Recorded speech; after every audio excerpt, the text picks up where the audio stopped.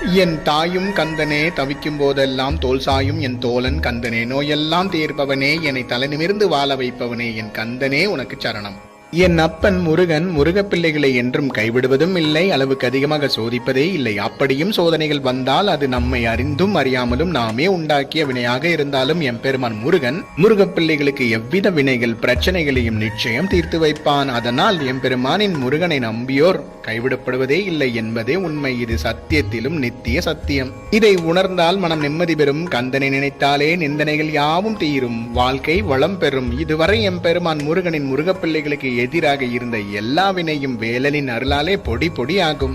எம்பெருமான் முருகனின் மனம் கருணையில் வள்ளல், அதில் ஆழம் அளவிட முடியாதது. சில நேரம் எல்லாமே முடிந்து விட்டது போல தோன்றும். அப்பொழுதுதான் எம்பெருமானின் முருகனின் அருள் உன்னுள் பரிபூர்ணமாக இறங்க பெற்று நீ கந்தனின் பேரருளால் உன் பிரச்சனையிலிருந்து மீளும் போது உன்னை அறியாமலேயே